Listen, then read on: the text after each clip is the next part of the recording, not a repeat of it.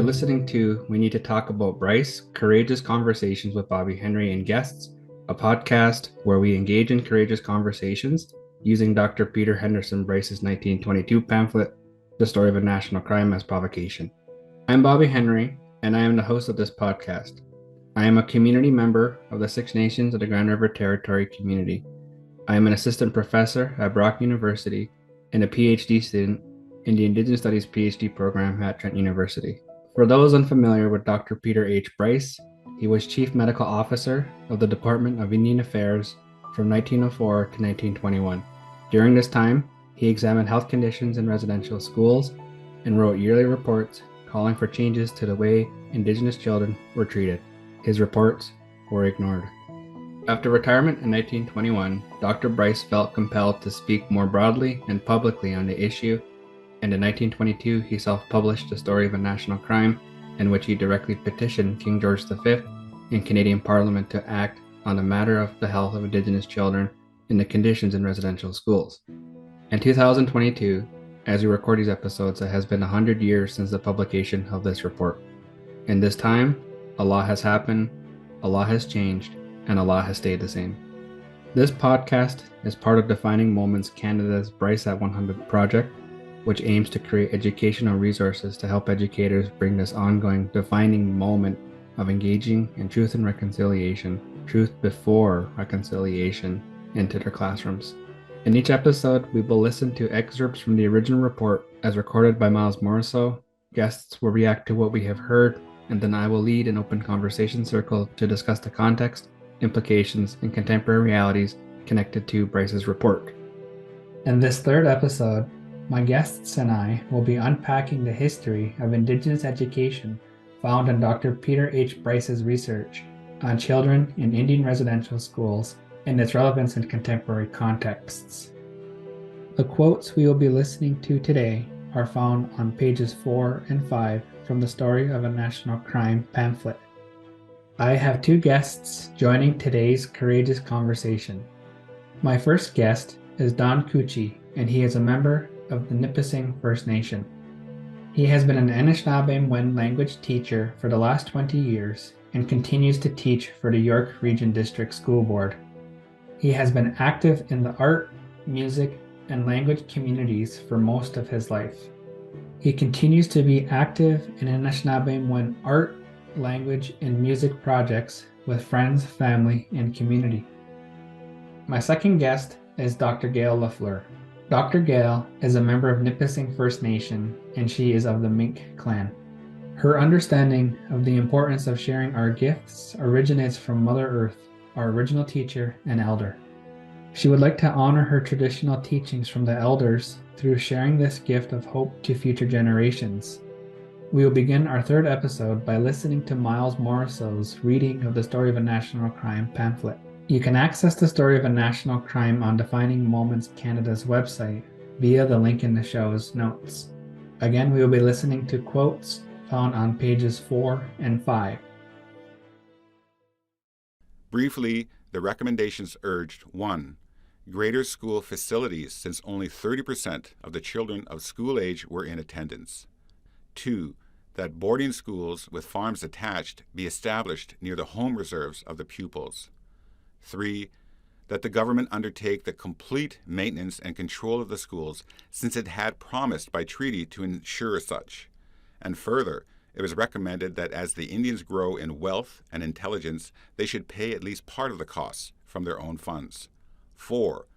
That the school studies be those of the curricula of the several provinces in which the schools are situated, since it was assumed that as the bands would soon become enfranchised and become citizens of the province, they would enter into the common life and duties of a Canadian community. 5. That in view of the historical and sentimental relations between the Indian schools and the Christian churches, the report recommended that the department provide for the management of the schools through a board of trustees, one appointed from each church and approved by the minister of the department. Such a board would have its secretary in the department, but would hold regular meetings, establish qualifications for the teachers, and oversee the appointments as well as the control of the schools. 6. that continuation schools be arranged for on the school farms and that instruction methods similar to those on the File Hill Farms colony be developed. 7. That the health interests of the pupils be guarded by a proper medical inspection and that the local physicians be encouraged through the provision at each school of fresh air methods in the care and treatment of cases of tuberculosis. 2. The annual medical reports from year to year made reference to the unsatisfactory health of the pupils, while different local medical officers urged greater action in view of the results of their experience from year to year. As a result of one such report, the minister instructed the writer in 1909 to investigate the health of the children in the schools of the Calgary district in a letter containing the following. As it is necessary that these residential schools should be filled with a healthy class of pupils in order that the expenditure on Indian education may not be rendered entirely nugatory, it seems desirable that you should go over the same ground as Dr. Lafleur and check his inspection. Okay, so we just had a moment to listen to the excerpts from the Story of a National Crime pamphlet. If you want to share just a little bit about who you are, maybe your name and where you come from in your community-wise, and just a little bit about yourself. So I'll go to you, Gail, first, and then to Ron. Okay, my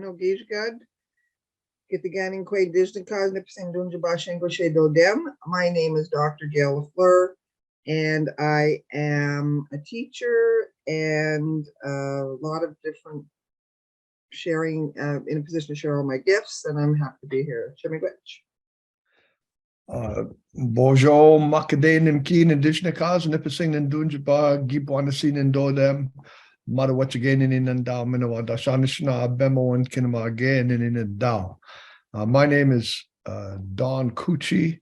I'm also a member of Nipissing First Nation, and I'm also a teacher. I presently work for the York District School Board, and I've been a Ojibwe language teacher throughout my entire teaching career of approximately 20 years now. Miigwech. I just wanted to open up the discussion. We'll start with you, Gail, and then go to Don following to unpack what stuck out to you. And I believe we sent you some prompts in advance of our preparation for our discussion today. But really, it's an opportunity for us to make sense of what they're speaking to in 1922, or what Bryce reported on in 1922. Well, I see there's a lot there. There's a lot to unpack. It's pretty consistent with previous unpacking that we've done as Indigenous people who work in education. What I'm noticing is when it's spoken about the annual medical reports from year to year, so it kind of demonstrates that the reports are consistent, that there's unsatisfactory health of the pupil. So this has been an ongoing issue. And basically, I think Dr. Bryce is trying to talk about the urgent need of creating a better situation. He talks about that increasing attendance would occur if there's a better health environment, that it would be basically more fruitful if the students were healthy, and also that trying to support a lot of pro-residential school attendance. And I'm thinking this is probably because that's his portfolio, is to be in charge of the healthcare. So he's trying to link healthcare with better productivity as in the schools and better outcomes for the schools to motivate the government to increase proper health environment. I also find what's interesting is, and I can go on and on a lot. Maybe I should give Don a chance to share. Would you like to share, Don? Yeah, like Gail says, there is a lot to unpack here. A lot of what Dr. Bryce is doing in his report is really commendable. He's surely concerned about the well-being of the students attending these so-called residential schools. it also, it's also evident that he's at the same time, he's sort of buying into government policy that these schools would somehow make us better citizens, that would be more able to uh, uh, do better financially, and our health would improve. We'd be better integrated into Canadian society, and none of this was really meant to happen, and I don't know. I wonder if he was really aware of that, like if he, like I know he saw the shortcomings of these schools as far as the health, the physical health of the people that went there, but I'm not too sure he was aware of the education, like the emotional and what's the intellectual well-being of the people who were in these schools. I'm not too sure if he understood that, but he was well-meaning enough, as far as I could see, about the physical, and the physical well-being, the health-wise from the people that are attending these schools. Just listening to both of your responses to everything that you shared, there's just so much there in terms of how you analyze this particular moment in history, and even for what was not considered in terms of his report and his findings and research, and also the subject matter was approached and even presented in the pamphlet itself. And as I was listening, the piece about there was a concern to physical health of children, but there was no care or there was no discussion in terms of the emotional and spiritual well-being of children in schools. And for me, that kind of struck very close to home, because it epitomizes what this system was about in its impacts that we'll talk more to later. And in terms of something that always is striking when looking into who and why residential schools, who created residential schools and why they operated and how they consisted to operate for such a long period of time, is like the picture of Thomas More. It's the iconic photo, and you've probably seen this before. I'm sharing a photograph of the picture that is often cited and referenced by many historians and people talking about what the visual representation of assimilation looked like. And for me, it just always goes back to that idea, because as much as he was an advocate for, as going back to what you said earlier, Gail, that this was ongoing consistent findings, an ongoing issue that he found in his research in residential schools. And so for me, that always goes back to that photo. It always goes back to who was in power and who was benefiting from colonialism, right? Because this is, residential schools is a system that emerged from colonialism. And so I just wanted to share my thoughts on that and even open some further discussion into this idea, because there is so much here in terms of making better citizens, as was shared earlier by Don. This is so much. And I want to go back to you, Gail, and we'll do one more round with Don as well to, continue this conversation in terms of this, analyzing these quotes and before going into our discussion. Okay. Yes, I actually looked at what it was, reading between the lines, I think you could call it. So, and I've been in education a long time as well. And I think that experience kind of lets you see an overview of many, many years of kind of the same dialogue, basically. But this is very appropriate, because I know Dr. Bryce was he was making an attempt that nobody else did at the time, and there was care as a physician because of the Hippocratic Oath and his focus, which is healthcare. So he didn't want to betray his own self and his own purpose, and I think that came across as well. And so he was very wise to do this, I think.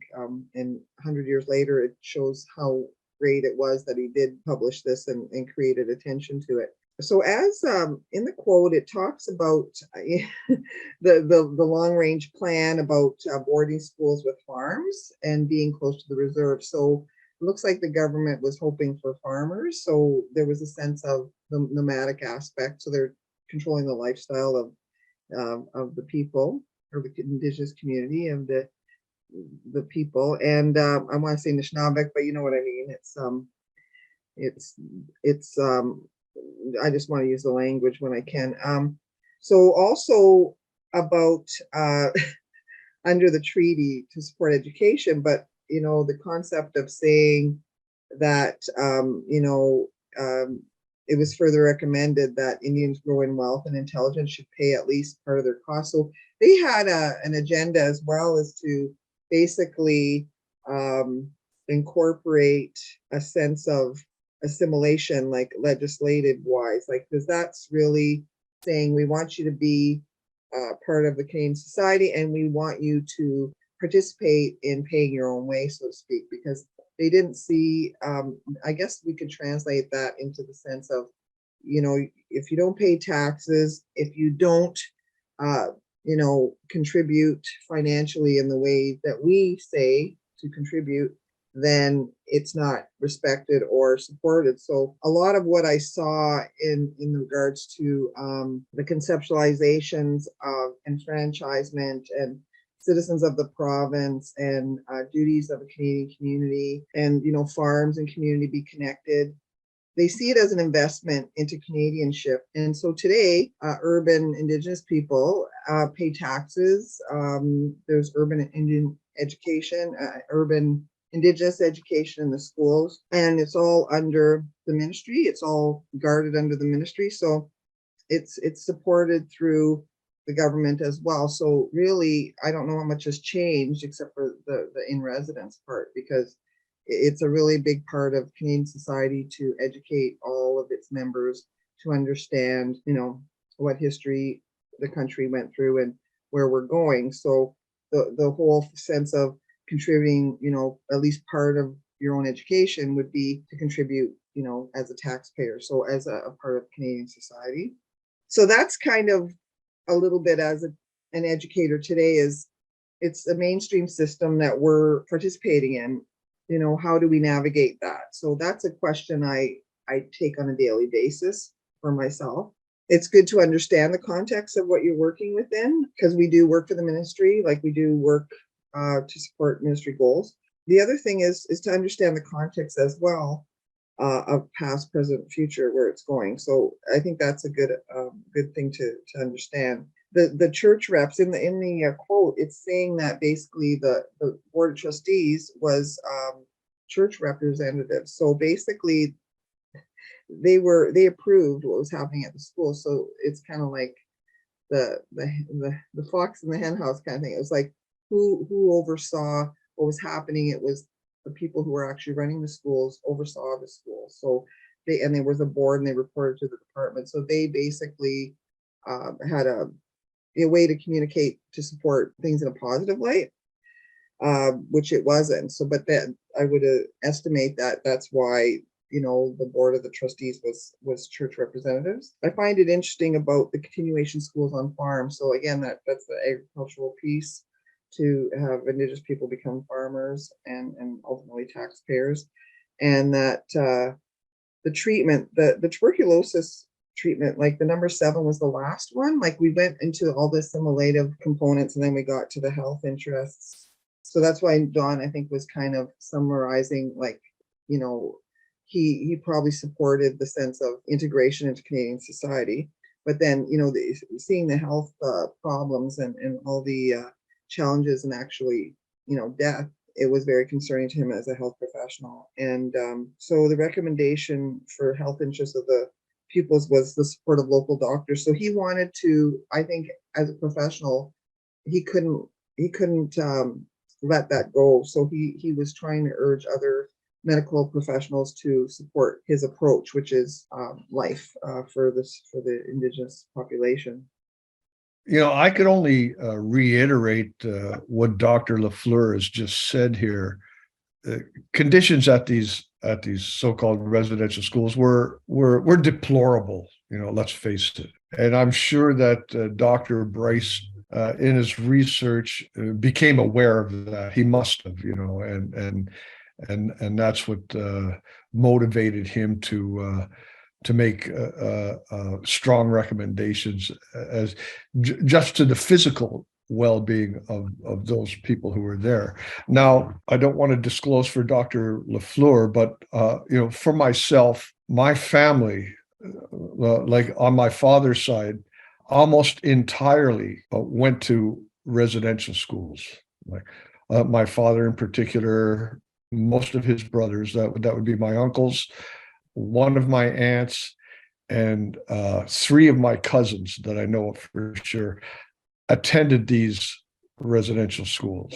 And nobody has to explain to me the horrific outcomes of what happens when you're taken from your family and taken a long way from your home and put into an institution like that, and the devastation that it wreaks on individuals, and in turn the families that they go back home to, the generations that follow after, and none of these could really be in Dr. Bryce's report, because he wouldn't have seen any of that, right? In the early part of the 20th century, what was common knowledge was that it didn't have the results that they were looking for, right? What they're looking for was only going to be of use to them and of no use to our communities, right? And quite the contrary, right? It was now it's known that the outcome was devastating, right? And it remains that, even though the last one is closed in 1996 or somewhere around there, but the effects of these schools is going to go on for many generations. I know for myself and for that of my children and even my grandchildren, this is still being felt. It's a difficult thing, and it's too bad, I think, that Dr. Bryce's recommendations couldn't have been taken more seriously. There was an opportunity for some positive change, but that never happened, unfortunately. Can I add something? Well, it's interesting, even current day, like people don't understand a genocide, is taking place, like in the sense of annihilation, right? Of an extermination of languages and places and connections and things like that. And I think, it's like this long time, it happened a long time ago. I will also share, Don and I are both first generation residential school survivors, in the sense are, I use the word attendee for my mother. I don't say survivor. I say she's a residential school attendee.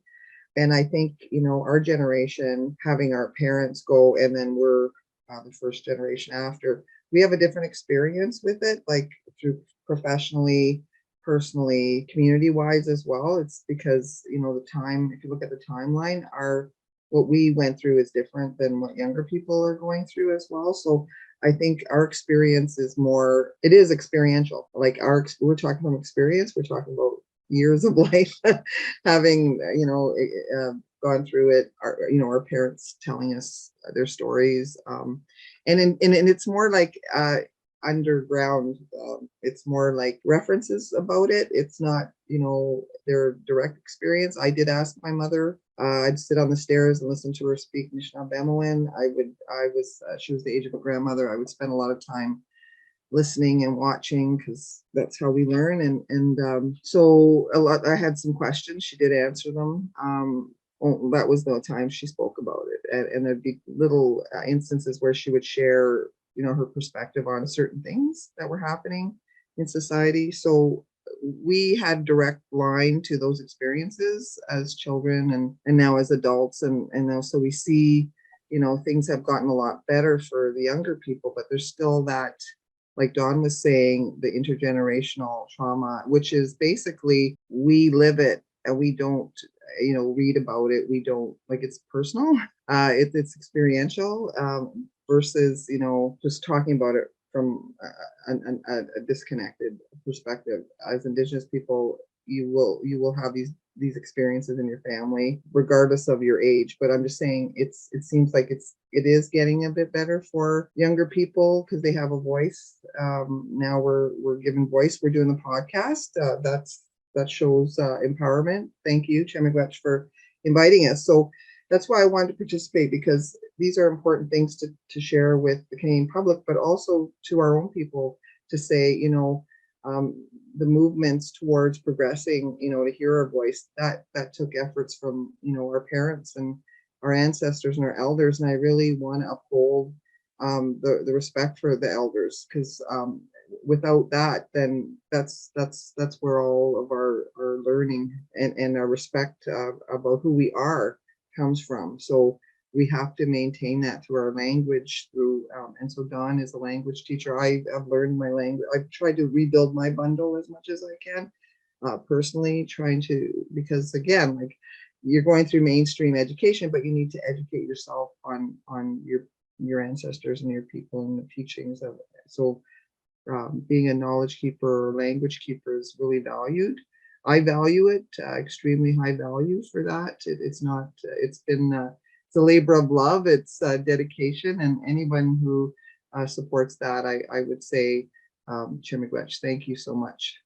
Thank you both for sharing your experiences, and I offer my sincere gratitude for going on record and sharing your experiences, because you're right in terms of this history. This isn't something have to happen 100 years ago. That's kind of the narrative and the myth out there that exists within Canada's consciousness, that it's in the past. It's not something relevant. Who really cares? But let the record know, the last residential school closed in 1996, and we're now seeing the day school class action lawsuit going through in Canada. It's a longer story to have, but I think what you've all shared so far is a testament that this consciousness we have is informed by that experience. It doesn't define who we are per se, but I think it's part of our story as individuals. And I know I offer my thank yous for sharing those stories, because it really just draws out how raw this can be. And it isn't something that's historic. It's something very current in our life. Like, my father was a first generation survivor of residential schools, so it's not that old either. And I like this idea that we're bringing out that emotion piece that we talk about when we talk to residential schools. And I kind of want to shift this a little bit into our work, all of our work within the field of education. So I work at Brock University with teacher candidates. Part of what I like to do in my own works is to really reiterate how we approach teaching residential schools. And I'll just share my experiences, and I hope we can build off one another's work, because all of us have some positions within education, particularly different fields. But for something that struck me, I'll go back to a point you said, Gail, where this resistance we maintain, we thank our elders. The argument I make is we couldn't be broken from the onslaught of colonialism. They tried their best. It was gruesome experiences, but the people themselves could not be broken, which is why people fought against. And you can use the story of Channy Winjack running hundreds of kilometers to home. And when I work with my students at the university, that's something I really approach with students in the courses I teach, is let's bring a strength-based narrative to this, because people who I work with are the future educators. They're the teacher candidates. They're novice teachers who are going into the field of education. And so that's something that I want us to think about as we move into this discussion part, to really draw out what is it that this history has impacts in our realms of education, wherever it is that we work. And I'll go to Don for you to start us off in that part, and we'll go to Gail again. As an educator going forward, everybody that I ever talked to that went to residential school, they all told me the same thing. They were beaten for speaking their language. Mm-hmm. It was consistent. Everybody I talked to, that those were people in my own family and people from outside my family, they all said the same thing. It has to be the truth. A bunch of people in the same family, other people that don't know, they're all saying the same thing. We're beaten for speaking our language. My father moved away from his reserve shortly after I was born. I I never really understood that until a lot later in my life, when I found out my father did go to residential school. And I didn't find that out until after he had died, because he never spoke a word about it. Once I found out that he was a residential school survivor, and so was my cousin, and so was my aunt, and a number of my uncles. Things started making more sense. All the dysfunction, all of the alcoholism, all of the violence. It started to make sense, and not in a good way. It just made sense. I knew that it wasn't just coming out of the blue. Now I knew that there was a reason. There was a reason for it. Not a good reason, but a reason for it. What I did was, like this. I was lucky that my father retained enough of his language that he was able to teach me, and he did teach me. It wasn't very much, but he taught me what he remembered and what he knew. When we would drive by a lake somewhere, and I remember one time we were driving by a lake up north called Lake Kamagami, right? And he said to me, "That's Lake Kamagami." He goes, that's an Ojibwe name. He goes, and what that means is cold water. I was only about, maybe 8 or 10 years old at the time. But I recall it just like yesterday, because my father didn't speak like that much. He didn't go into linguistic details about lakes that we're passing by. And then we went past Temagami, which is not far from my reserve, and he said that name means deep water. And again, I remember that time just like it was yesterday. And it gave me what I have now is some insight into his knowledge. He had more knowledge than I knew. I was very fortunate to, when one of my uncles passed away around Christmas time, later that year, after he was buried, my great grandmother came to visit. She was almost 100 years old, and she spoke no English at all. She only spoke Ojibwe. So I had the honor of being with my great grandmother, who only knew how to speak Ojibwe. I wasn't able to understand a great deal of what she said to me, but she did talk to me. She spoke to me in Ojibwe, and I listened to her. I didn't understand, but I listened. And I would ask my father, like, how do I say this? How do I say that? I'd ask my aunt, how do I say this? And I would ask my father, after my mother was done saying something, I would ask my father, well, what did she say? We were living in Niagara Falls one time, and I saw my grandmother and my father conversing back and forth quite a bit about, while they were standing in front of Niagara Falls, And I asked my father, well, what did grandmother say? And he told me it scared her, frightened by the falls. I heard my father say it's a lot, it was a lot of water, and she'd never seen anything like that before, I guess she would never expect to see something that awesome in her lifetime. I firmly believe it was her today that planted the seed in me to become a language teacher. It was never anything that I ever aspired to do. Like I didn't wake up one morning when I was 5 years old and say, well, I'm going to be a language teacher when I grow up. I had already grown up, and I spent most of my adulthood never even thinking about being a language teacher. Never thought about it until I was able to finally take some language classes when I was about 50 years old, right? And when I found out there was language classes being held in Hamilton, I attended, and I brought my children. And it was after about a year, maybe two, that I told my teacher that I wanted to be a language teacher. All of a sudden, right out of the blue, and she took one look at me, and she said, "Are you sure? Are you sure that's what you want to do?" for whatever reason, there was no doubt in my mind. I didn't know what I was, to be honest, I had no idea what I was getting into. But I knew that it was something that I just had to do, that I had to do everything I could to keep our language going forward because of, and I know now today, I had to do everything I could do to keep our language going forward because so much had been done to hold our language back.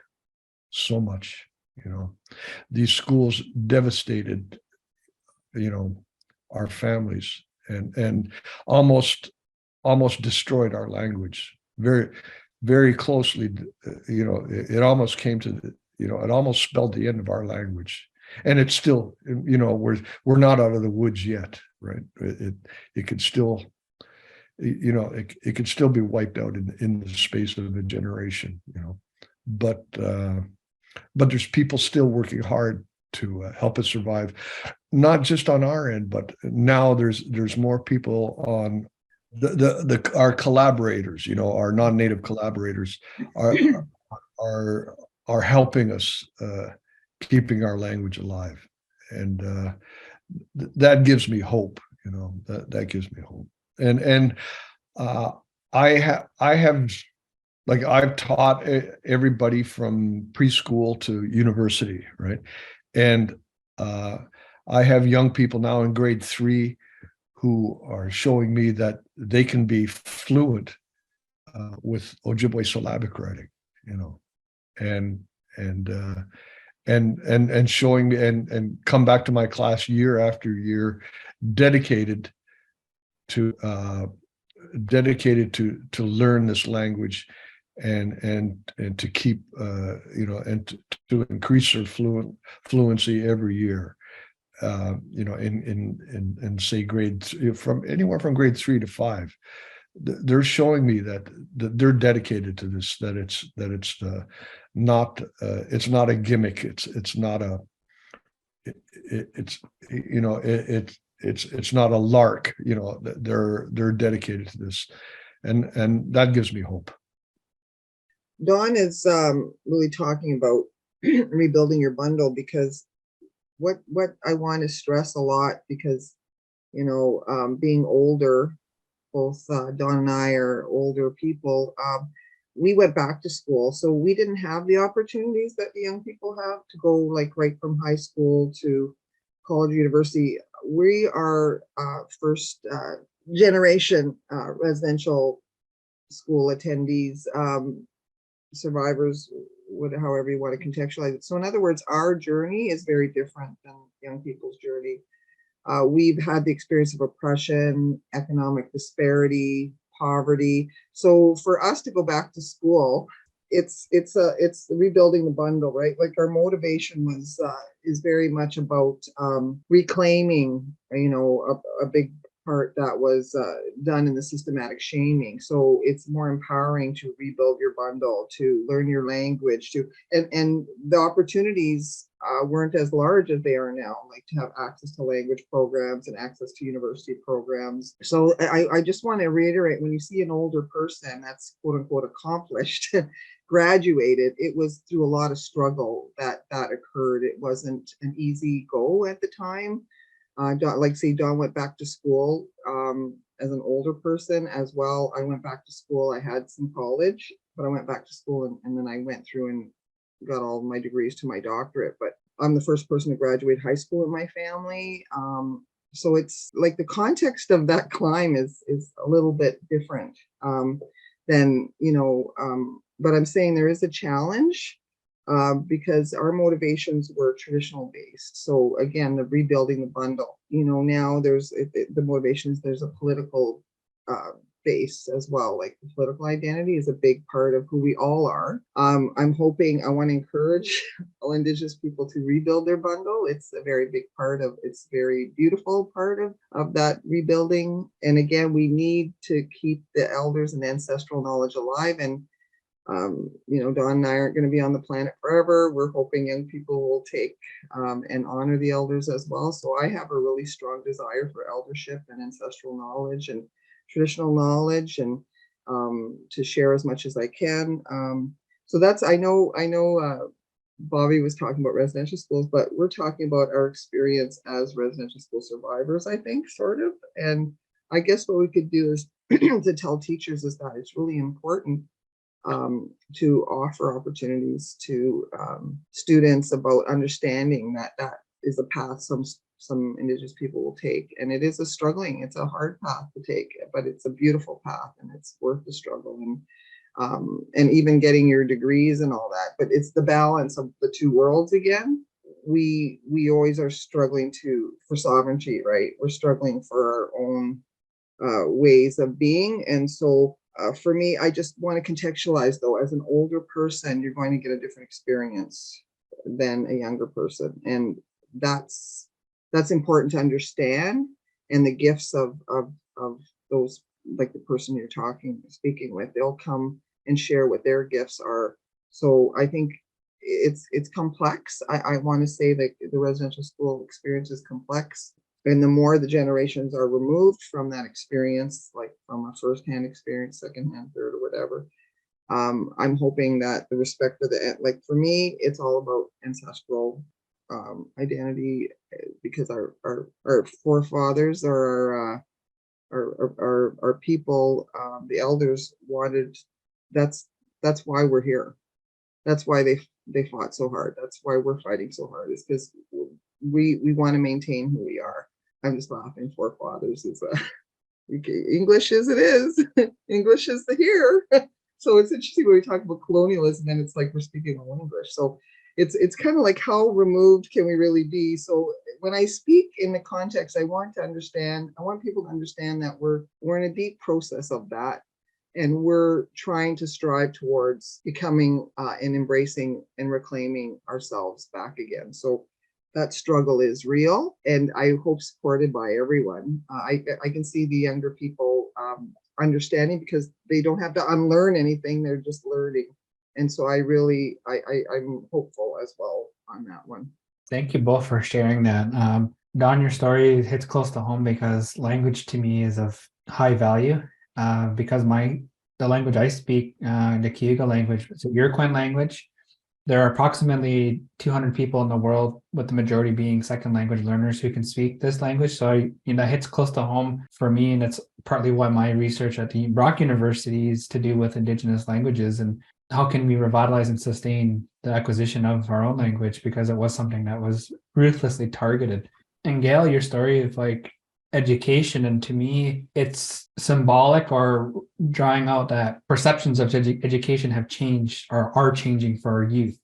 And I can speak to it, because that's partly why it's a major reason why I'm going to university myself.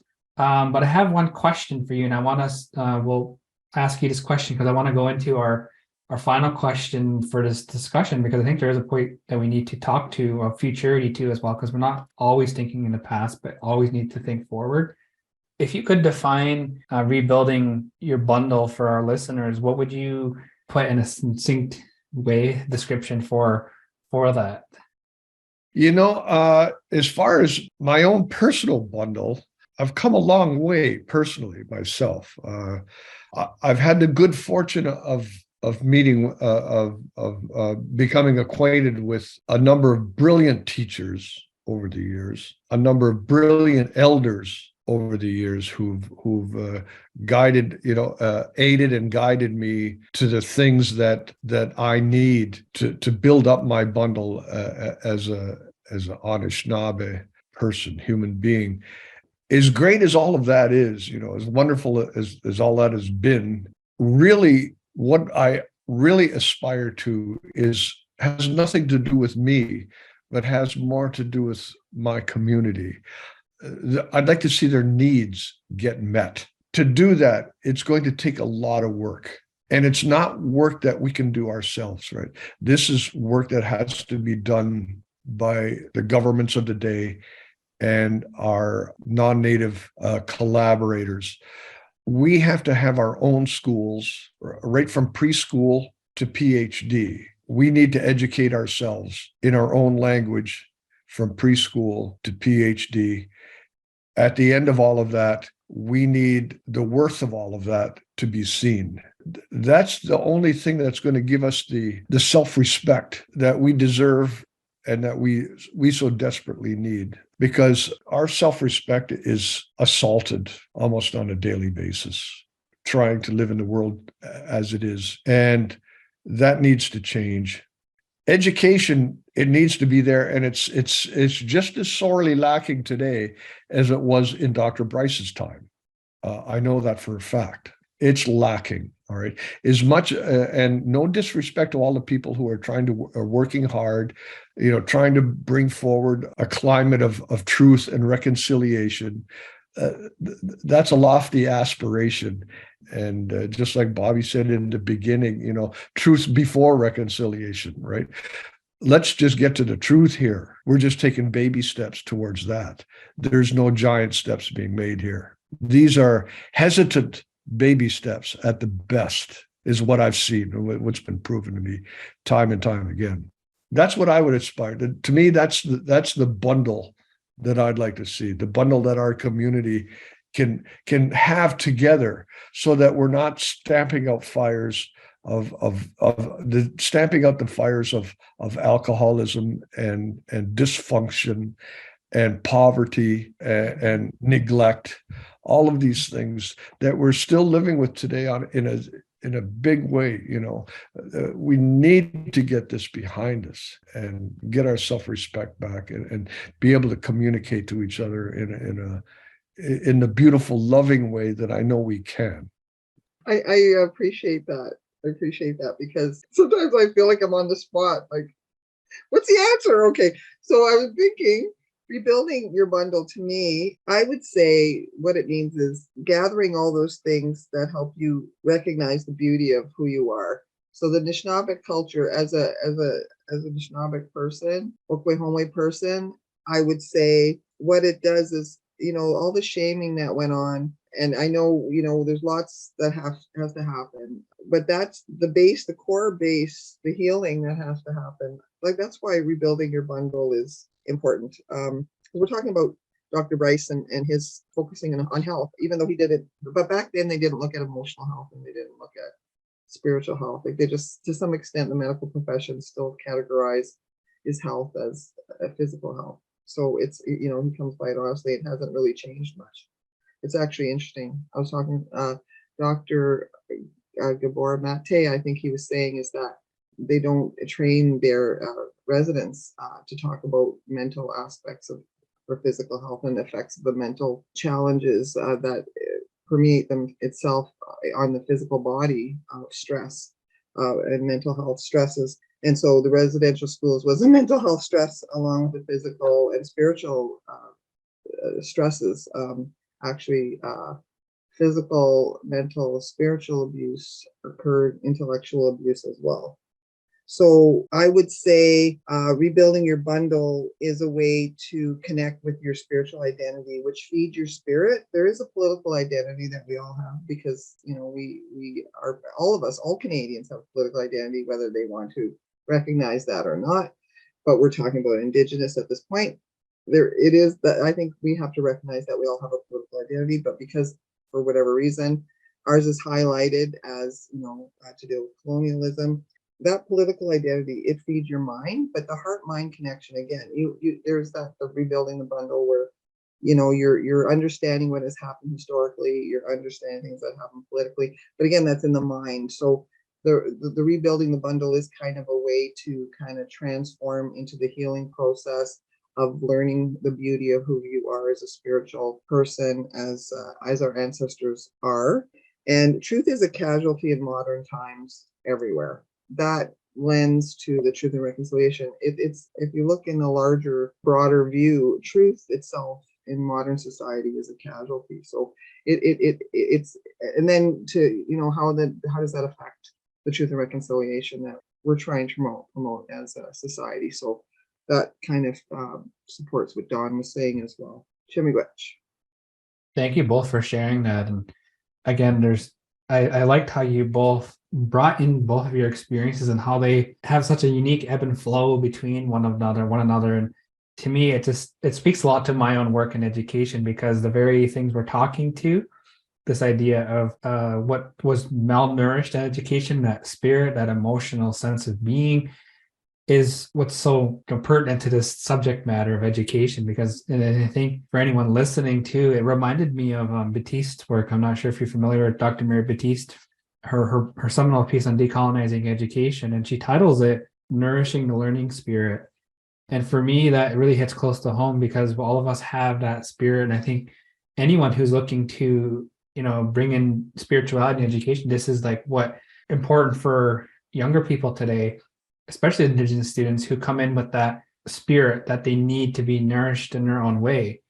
To me, it's a hard definition to give to it, but I like that concept because, we have a certain directive in life. We have a certain set of original instructions assigned to us by our creator.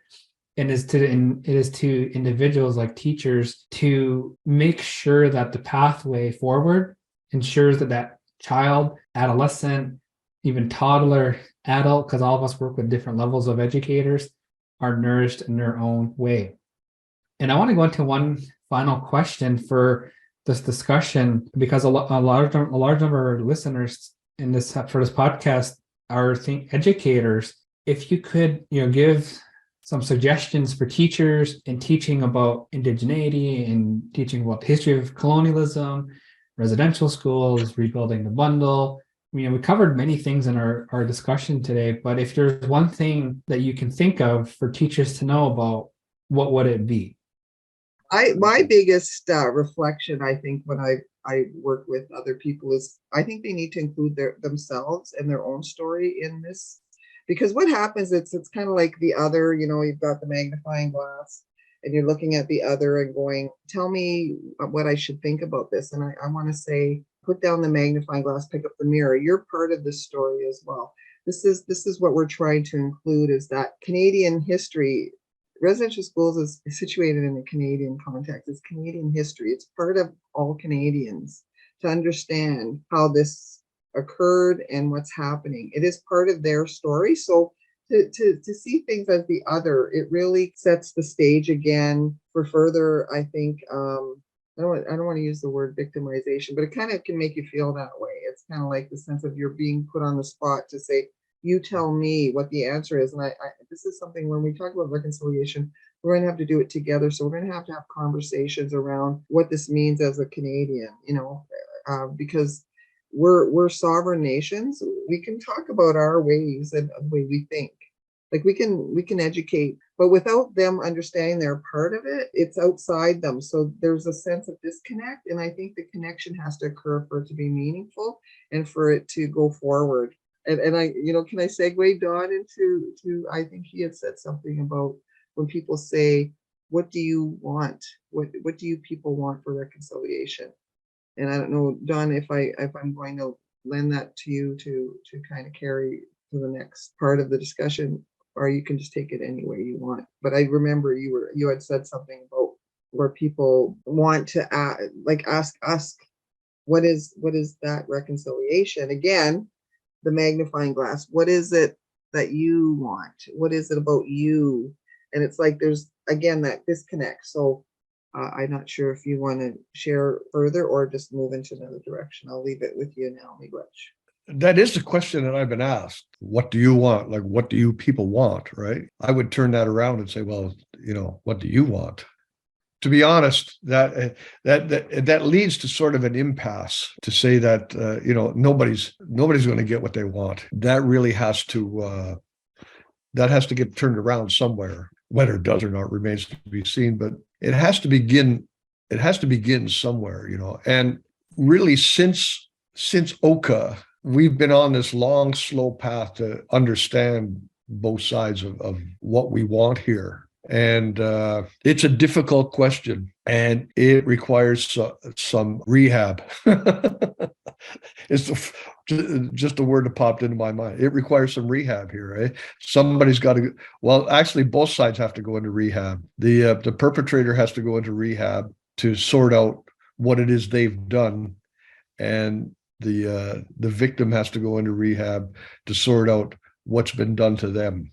And I guess truth and reconciliation is to put everything in, to use a really not a nice thing, but to say, all right, you put them both in the meat grinder and see if you can come out with the sausage that everybody can understand. I don't think that's going to happen, but I guess that's what we're looking for.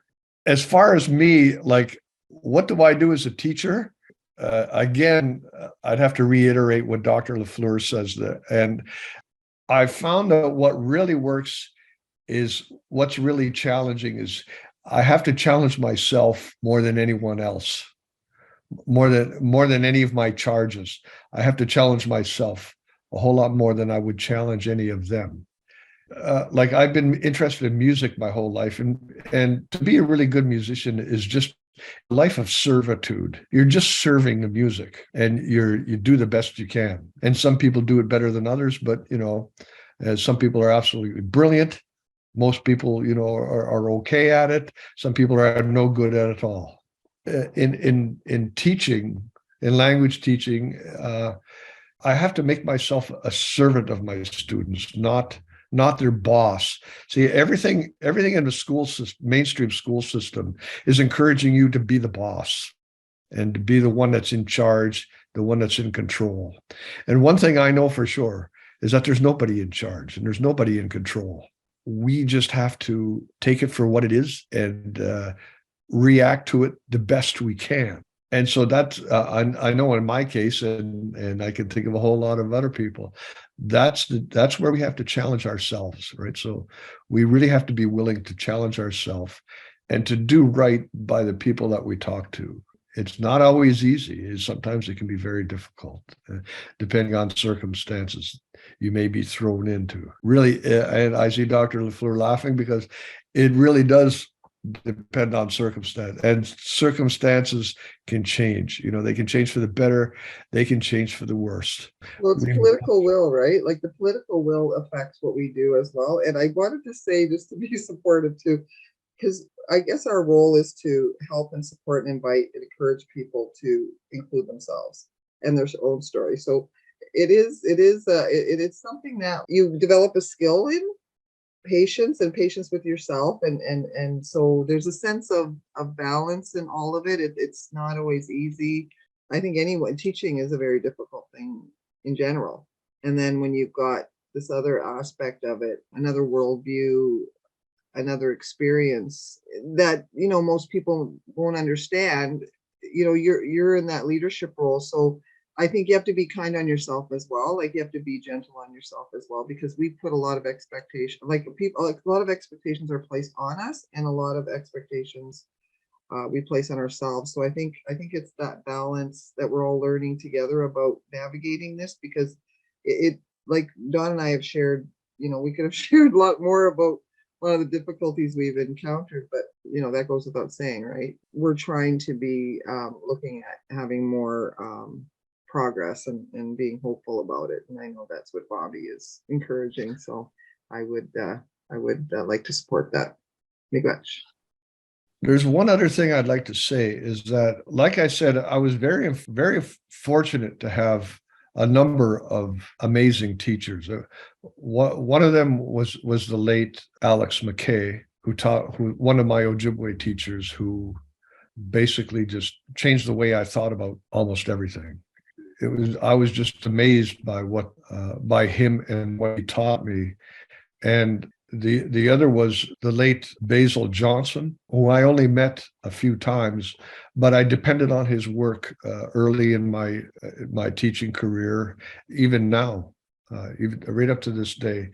The fantastic volume of work that he accomplished over his lifetime is just amazing. And as fate would have it, I'm on a committee to study some of his work even today.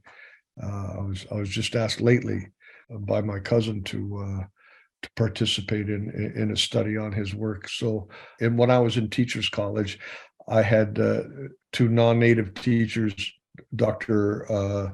Jason Price and Dr. Warnie Richardson, who both they completed their PhDs teaching in prison.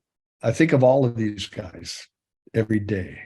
Their advice, their outlook has been invaluable to me. They taught me to think like a bigger man than I am, and you have to be. I've said many times, I don't have enough patience for this job. There isn't enough patience to do this job, but you have to look for it. You have to find it somewhere, right? Yeah, it's this never-ending quest, right, for the patience to do your job. The last thing I want to say is Dr. McKay showed me how the medicine wheel works with language. I owe him a debt of gratitude that I'll never be able to repay. It's the one we're talking about, a bundle now. That is my bundle. The language in the medicine wheel is my bundle. It's all there. Anything I need is there. I don't really need anything else in the world, right? Is just to be able to understand my own language, how it works. That brought me to thinking in my own language, dreaming in my own language, and reflecting on what my language means to me. Had I not met him, I probably wouldn't have a picture of my great grandmother and I standing together on my Facebook page. I wouldn't have understood the value of that. But today, I can stand here in front of you nice people and the entire world and say, this is who I am. This is my great grandmother, and this is me. She is who I am. I am who she is. And I would like to thank Dr. Chris Vesey. When I was doing my PhD, I was working in my own community at Nipissing, and I went to the local university and I was walking through the stacks and I saw Ojibwe religion, and it was his dissertation in the 1980s. And so that's how I was, my dissertation is basically a curriculum document that I created with working with elders, and it was, the idea was gifted through me, well, the creator, but he brought me Dr. Vesey, and Dr. Vesey was talking about in his dissertation the likelihood of the religion becoming extinct, basically. And so I CPR'd it and it was through Dr. Vesey. And I just want to say, this is where it's important, all this work we're doing. Someone's going to pick it up and read it, and it's going to be a seed that they can contribute to their bundle. So I just want to say Miigwech to the ancestors and my mother as well, and to honor her experiences and challenges as a residential school attendee. And so I really believe Don and I are sharing in honoring our ancestors and our parents and elders and all knowledge and keepers and language keepers. And it's really nice to see a young person going in that path. That's what I want to see. Miigwech. Well, I think I owe a lot of gratitude to both of you for sharing your thoughts today. And I think, those are strong stories, I think, for anyone listening to this podcast to consider what impact they can have on students. And I think this is for all teachers who, a lot of reasons why people go into teaching, again, is because they have experiences where someone in their life was a great teacher. That passion was transmitted to the next generation of people.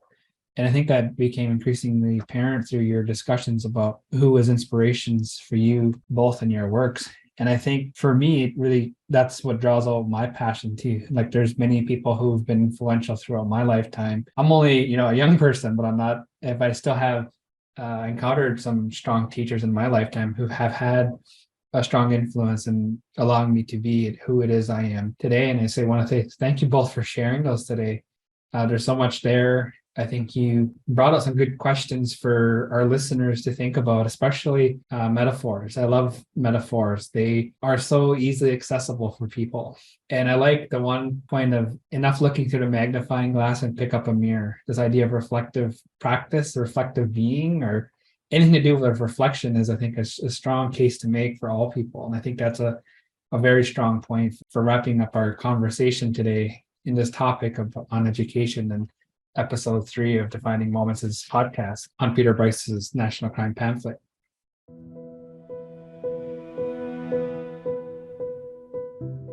I would like to thank Don and Dr. Gail for joining me in this episode of We Need to Talk About Bryce, a podcast for commemorating Dr. Bryce's health research on children in Indian residential schools.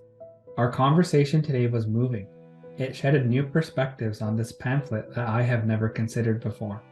This conversation reminded me of something once more. The philosophy of education then was governed by a mentality that Canadian education in the early 20th century was to fashion a citizen who reflected an emerging Canadian identity. In other words, assimilation of Indigenous people into the dominant society was the primary objective of the Indian residential school system.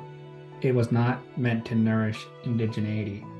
Though Dr. Bryce advocated for better health conditions for Indigenous children in schools, assimilation remained and wasn't something he discussed in great lengths. Furthermore, our conversation reminds us how recent residential schools are in Canadian history, as we had discussed the impacts on family members. To clarify, the history of residential schools isn't something that happened over 100 years ago. In fact, these schools closed their operations within the lifespan of living relatives. Still, Indigenous people in Canada persevere, and my conversations with Don and Gail showcases how they actualize brilliant thinking in their work and approaches in education. As you listen today, take a moment to reflect on Don's and Dr. Gail's wisdom. Ask yourself, what stuck out to me and why? How will I mobilize this information with others? How can I continue this pressing conversation and to take action through amplifying Indigenous voices in this topic? Nyawa, or thank you for joining us in this important conversation for this episode of We Need to Talk About Bryce as we continue reading and discussing the story of a national crime pamphlet. I invite you to tune in for our next episode as we converse about how advocates in Indigenous children's rights view, approach, and respond to Dr. Bryce's pamphlet. Furthermore, we will pull forward ideas in Dr. Bryce's writing by conversing on how much has changed and how much remains the same. Thank you for tuning in and have a great day.